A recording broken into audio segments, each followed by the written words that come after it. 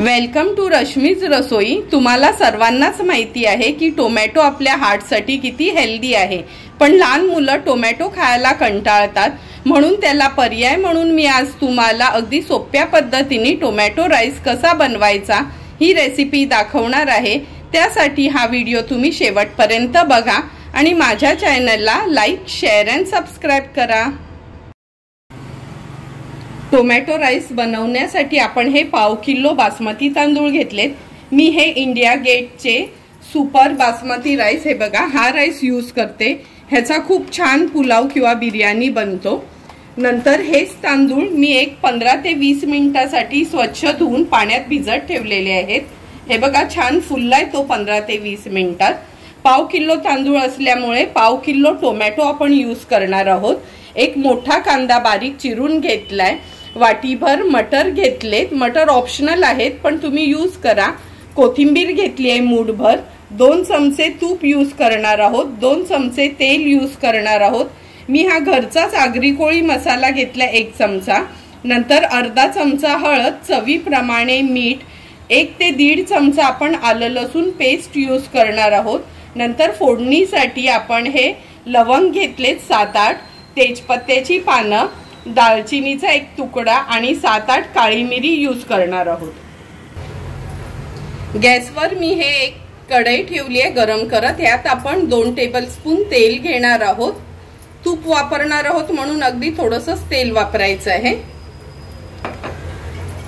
तेल आता गरम झालंय आपलं। आता हे जे दालचिनी, लवंग, काळी मिरी आणि तेजपत्ता हे आपण फोडणीला घालूया। तुम्ही बघितलं असेल का टोमॅटो राईस बनवतोय तरी पण आपण वेलची नाही यूज केली आहे। या टोमॅटो राईसला नॉर्मली टोमॅटोचाच फ्लेवर यायला हवं म्हणून अगदी मिनिमम मसाले आपल्याला यूज करायचे आहेत। आपली फोडणी चांगली तडतडली की आपण हा बारीक चिरलेला कांदा ऍड करूया।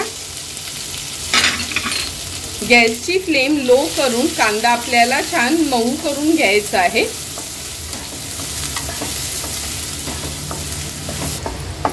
कांदा छान आपला शिजत आलाय। आता हे आलं लसूण पेस्ट आहे, मी 1.5 चमचा घेतली आहे, ती ऍड करूया। ती पण कांद्यामध्ये छान परतून घेऊया।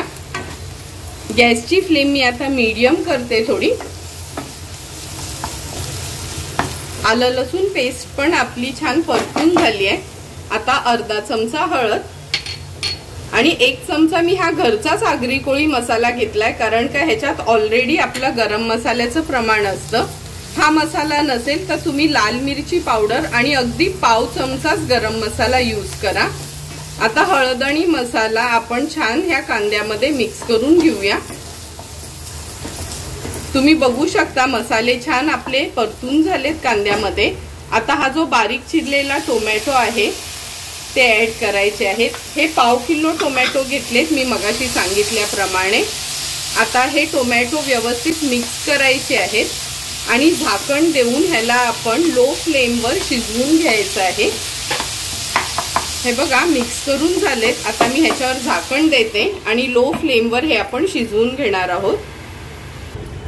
3 ते 4 मिनिटं झालेत, झाकण काढून आपण बघूया। हे बघा टोमॅटो अगदी बारीक चिरून घेतल्यामुळे 3 ते 4 मिनिटातच टोमॅटो छान शिजलेत, एकदम स्मॅश झालेत। आता हे व्यवस्थित आपल्याला मिक्स करून घ्यायचे आहेत। मिक्स करून झालं का गॅसची फ्लेम मी हाय करते आणि हाय फ्लेमवर आता हे भिजवलेले आपले बासमती तांदूळ आहेत ते ऍड करूया।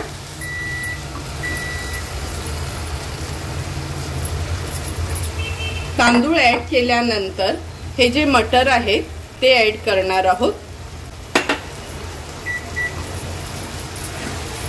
आता ह्या सर्व वस्तू आपल्याला मिक्स करून घ्यायच्या आहेत।